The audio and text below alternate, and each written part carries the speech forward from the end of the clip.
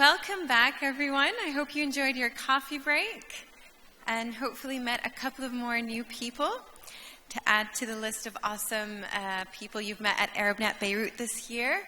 So our next panel will host some of MENA's leading platforms to talk about best practices for content distribution and monetization. And moderating this panel is Ghazal, and he's Innovation Director at MNC Saatchi.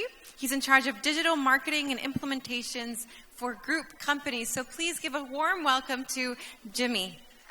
The floor is yours. He'll be introducing the panelists as well.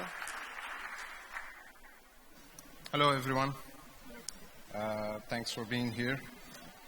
So our session today is about monetization and distribution strategies for online content.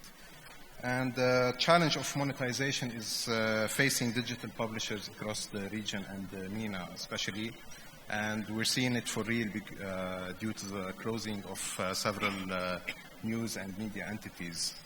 So, and now with the rapid growth of mobile and video on demand content and video content as well, so everyone, including publishers, they're revisiting their strategies to monetize better their content. Please join me in welcoming Maha Nizam. She's Deputy GM for Diwanee. Diwanee is a leading publisher in the region. Maha is a computer engineer. She has an MS degree. She worked as a development manager with Yahoo, MENA, and also worked as has consulting experience with Booz & Company. Welcome. Also, we have Yammine. Jad is digital manager for Discovery Networks, MENA. Jad is in charge of the digital presence of the network brands, of the different network brands. He led the development of Fatafit's digital footprint following the move from of the TV into pay. And he also assisted the launch of Fatafit's ICCA Online Culinary Academy. So let's get started. As we know, it takes a lot of effort and money and resources to create content. Technologies are changing, audiences are shifting from one audience to, from one platform to another. They have short attention span. So in a content-hungry e-world, what do you do to feed that beast? That's a very relevant question because honestly today, as we were talking before, creating good content is a challenge, but the bigger challenge is distributing this content. You have an audience that's scattered everywhere on multiple social platforms. Each social platform is creating new products. We were talking about Instagram, they made stories, now they have live, so attention span is very low and people are everywhere. So the challenge for us as a digital publisher is to actually create the content that goes well with every platform. So basically distribution today is not a secondary layer on top of content creation. We used to talk about content is king before, and content is still king, but today you have distribution that's become a major part of this content. So basically at Diwanee, for example, what we do is we think of what content should we create for Facebook specifically, or for Instagram specifically, or for the web specifically. We don't think of content in absolute terms anymore. The secret is also to be very adaptive, because you have a lot of changes. So you create content per platform or just content that fits all? No, we create content by platform. Exactly this. We create content by platform because we know that users look for different things per platform. There's a lot of synergies, obviously, between the content we create for all platforms, but we think in platforms first and then the content. Jad, how do you do that?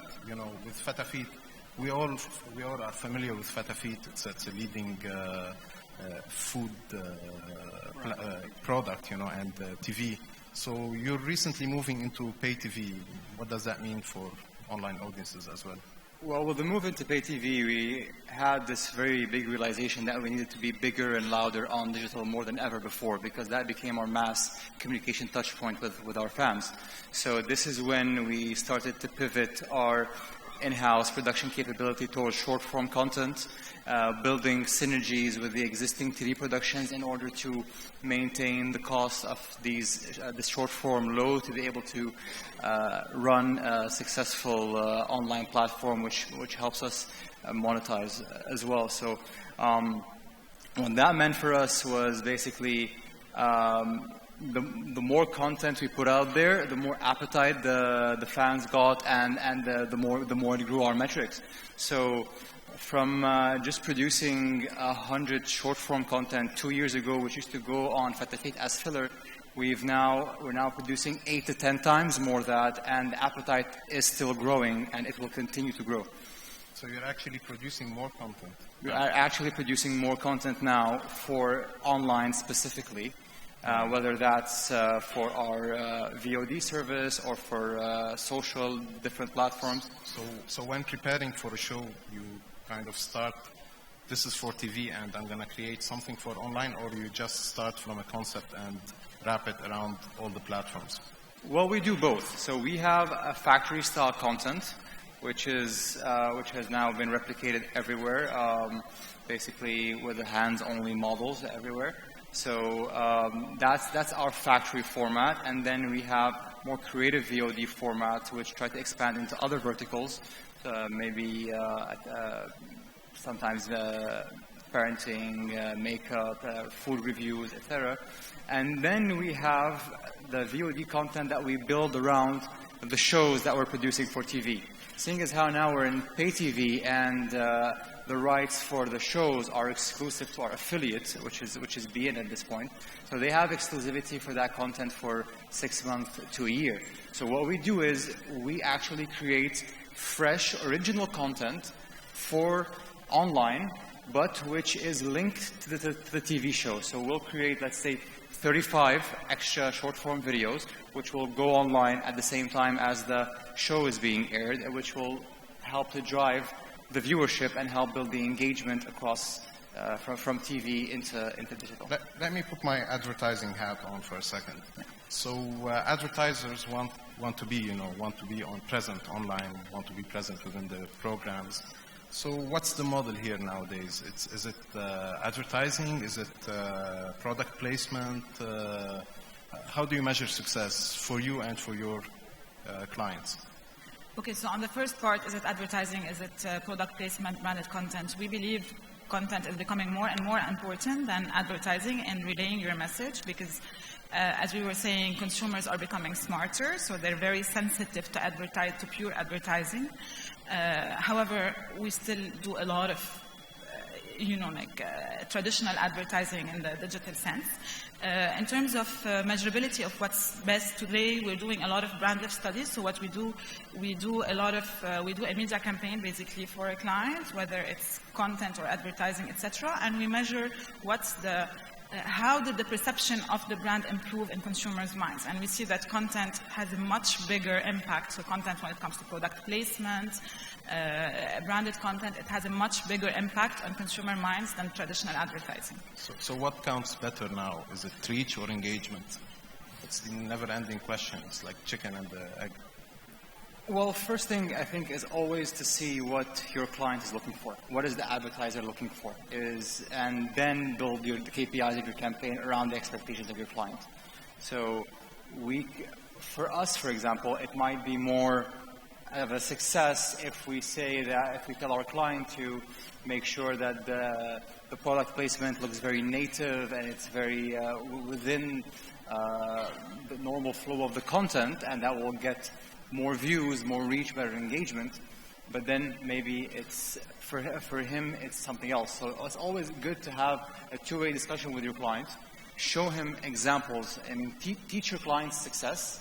Show him what it's like to have a proper video done with product placement and a sponsored video which is not ramming the advertising down the user's throat, and benchmark.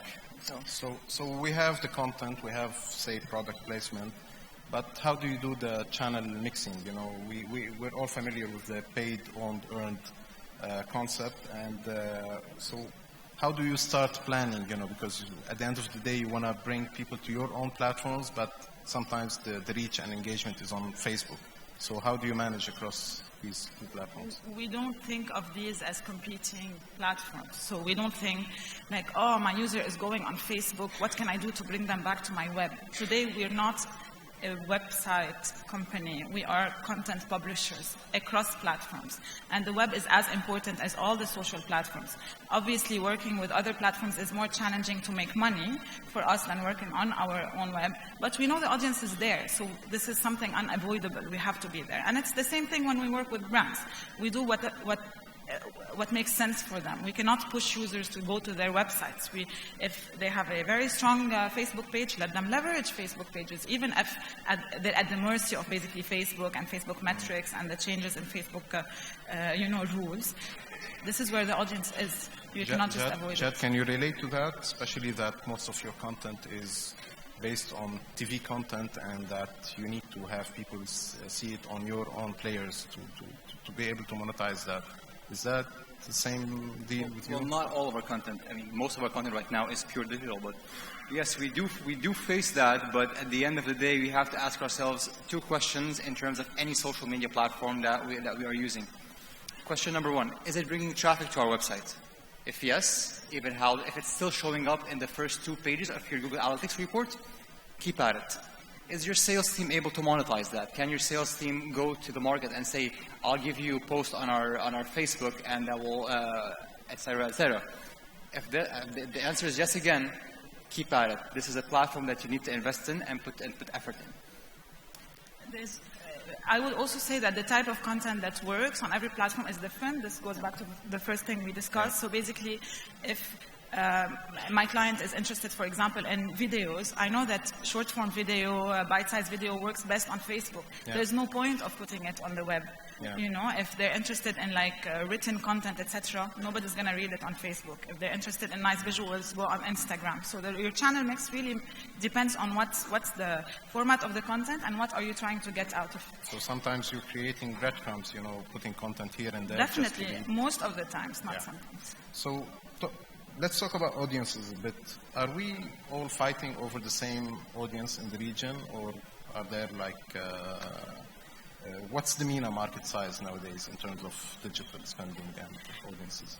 I think people from TV can comment more about digital market size and market share, but when you say we, you mean the overall media space.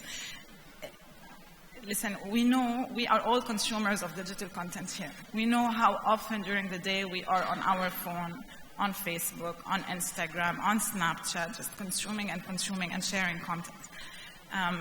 I think the time spent just consuming is just getting bigger. Yes, we are sharing the eyeballs, let's say, and the attention, but it's not, the market is also getting bigger and bigger in terms of consumption. Today, every time we have a new platform, people are maybe migrating from one platform to the other. I mean, Instagram stories started, so they said Snapchat is going to go down. Yes, but most people are just creating more and more accounts and consuming more and more content.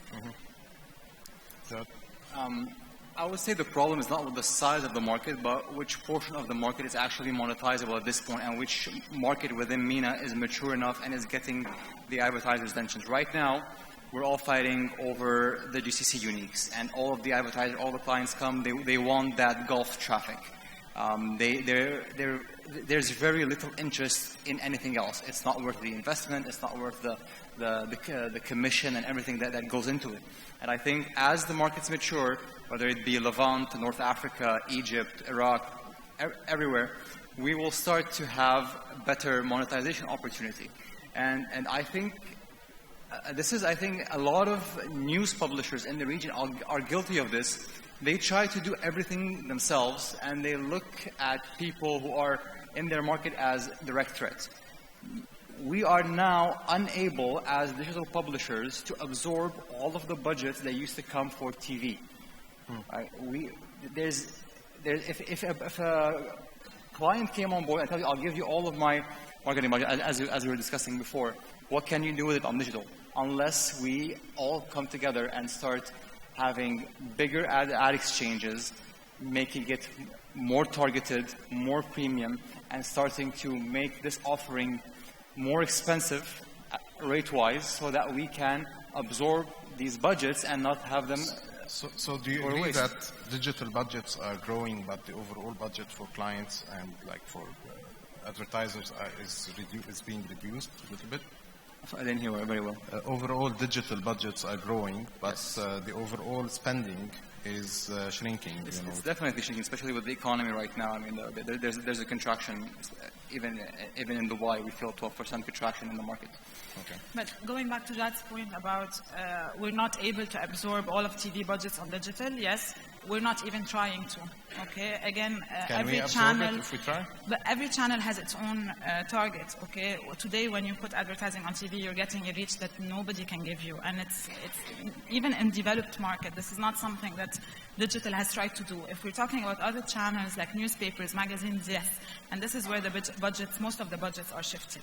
It's not really from TV, because what we see in terms of digital advertising is that we're creating this one-on-one communication with the audience that TV doesn't offer. So, as I was saying earlier, we're trying to make brands more desirable, not more known. So, and it's a different battle basically. So how is social media affecting SEO? So we all know we all want to be present on search engines, but is social affecting SEO in a negative way? We view these as two different sources of traffic. People look for things on Google and they consume stuff on social. And today we have an almost 50-50 split of where our traffic is coming from, and we have dedicated teams for each type of content. We have the team that just looks at search and team that looks at social media. I don't think they're eating up from each other. I think they complement each other basically in terms of content needs. So, and what's your view on clickbaits? We are seeing a lot of clickbaits. We're seeing lots of fake news nowadays just for the sake of getting traffic. Is this a working strategy? I think just the fact that clickbait is a viable monetization strategy proves that there's something which has become obsolete in the way that we monetize website traffic. There's literally no way that a simple click is putting money into someone's pocket. There's something that has to change here. And this is what premium content publishers like Diwanee and like us with Fatafit are trying to do, is try to give clients a premium content offering which is not advertising, which, as she was saying, uplifts the brand. So what we try to do, in fact, is to package this as a 360 deal, TV, online, and even on-ground activations with events, social, digital, everything. Give clients a whole-rounded approach, leverage the power of the brand and leverage the power of the stars and influencers that are connected with our brands in order to monetize better and maximize our profit and their ROI. We were discussing before the panel, you know, the role of Arabic content, and there's like a big theory out there that Arabic content is still very low, below 5% or below 7%. Is this anyway true nowadays? I think 15 years ago when I started working in digital, we used to say we have less than 1% of content in Arabic. Today, this percentage has really gone high. I don't know the exact percentage, but I think there is an abundance of Arabic content out there. Every publisher is putting a lot of effort. I mean, Diwanee, when we started 10 years ago, we started English, Arabic, and French. And today, we only do Arabic. So the opportunity is, like, there is an opportunity, but there is also a lot of content. So I don't think there's a problem in, like, the amount of content that's available. Is it due to lack of original content rather than aggregated or adapted content? I think it's due to the lack of scope of what type of audiences are monetizable again. So if we look at what sales team come to us publishers with, is we need females, age category, this to that, young mothers. So that immediately puts us all into on a real track, which means, okay, we have to do food, we have to do parenting, we have to do makeup, we have to do et cetera, et cetera. Well, based on data that we have as Discovery, we find that there's also a lot of appetite for factual entertainment. Right? We have traffic going to our global sites from the region which show that there's an appetite for science and investigation and stuff like that. But there's no Arabic providers doing that right now, and this is an opportunity. So, and we're looking to exploit that in the near future. So Fatafit has built a good reputation in creating regional and local content. Would Discovery be jumping into a similar model at some point, you know, for the region? Well, there's a lot of plan, and we're very flexible as Discovery in the way that we handle operations in every region. So we definitely could be doing that, but it's always about finding the right partner to do that. We always have always favor the approach of doing partnerships with local players who know what they're doing, who are able to do a lot of the grunt work and the heavy lifting, if you will. And while we provide our international expertise and the data and the corporate environment that comes with Discovery. Well, you mentioned data. How much data do you put behind your decisions? You know, because data is everywhere nowadays, and we get it from all sorts of platforms. Sometimes it's overwhelming. So where do you draw the line between deciding and just following the data by? We're very, very data-driven at Diwanee. So we use a lot of tools that are readily available, but we also developed our internal tools, particularly when it comes to social content, because this type of content is very tricky to actually track and adapt, etc. So we've also developed our internal tools. We're very data-driven, and yet we do experiment with things that are that just seem like they make sense. Okay, but when we talk to brands, we are very we base all of our decisions on KPIs, on data, on insights. So how do you define your KPIs and your return on investments? It depends on what the target of the campaign is, but basically today, going back to the discussion about reach and engagement is really huge for us. Today on Facebook, they were discussing it this morning in the panel, basically what percentage of your video, for example, is viewed is a metric that's becoming more and more important, because anyone can get a number of views, but how long do they actually view the video for is becoming more and more important. So it really depends on what type of content you're talking about and where. I guess, in my opinion, at the end of the day, yes, we're using these data, but we shouldn't forget that we're producing all of this content for human consumption. And definitely. The person is at the core of everything we do. So it needs to feel human. It needs to react with people at the end of the day. And again, as they were saying in the morning, how can you create something new if you're just following the trend? And it's true. This is why for brand, we're more conservative and very data-driven. But when it comes to our publications, we do try a lot of new things. We experiment, because today at Diwanee, we have all of our capabilities in-house. So we have our internal teams for video production, studios, etc. So we can afford to actually try new things, experiment, see how people react to them, and then adapt.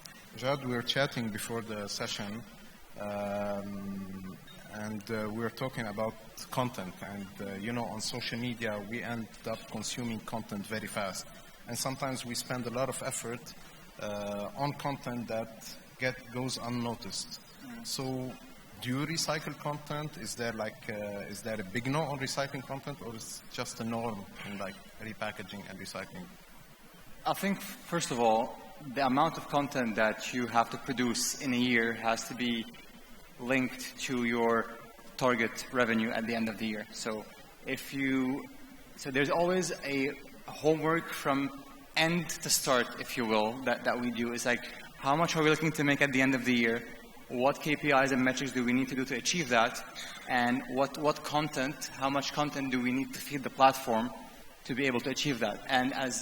What is the cost for this whole operation to have a margin? So, and then we start establishing, okay, how do we get our content? Is it through outsourcing to a third-party production house? Do we build synergies with the existing production? Do we acquire? Do we recycle, etc.?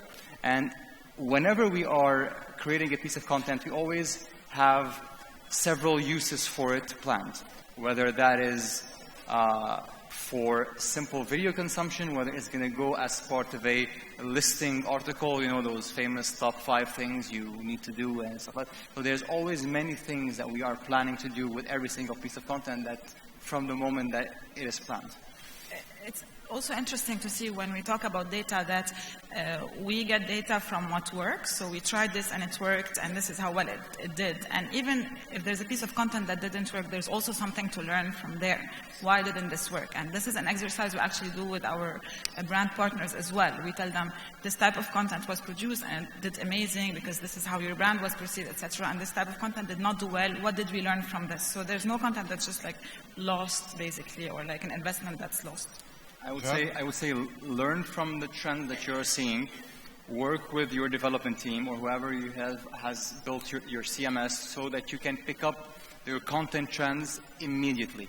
So if you're seeing consumption on a particular topic or on a particular genre, make sure that you are able to flag that as soon as it happens so that you can produce more of that content. How much are international trends applicable in the region in terms of data and behavior? They're very applicable. We always have a delay in what works here versus we tend to copy here what they do internationally. But we're all following, I mean, in digital it's much faster than on other platforms. We're all following the same trends. I mean, the type of content, the bite-sized content that works on social started globally, and now here it's like the #1 content. I think we even lead the world in terms of mobile penetration. I mean, on average, most sites and most content providers today still see around 40 to 30% from desktop. We're seeing less than 20 and less than 10 in some instances. So the whole of the MENA region skipped the broadband generation and went immediately into 3G and mobile. So I think we are leading in terms of mobile experience and consumption of video on mobile. Perfect. I guess we're almost out of time. We're ready to take a couple of questions before we close the session. Maybe not. Or not. So, thank you, Jad. Thank you, Maha. Thank you. Thank And you. The team is ready to discuss with you whatever you want behind the scenes. Thank you. Thanks. Thank you.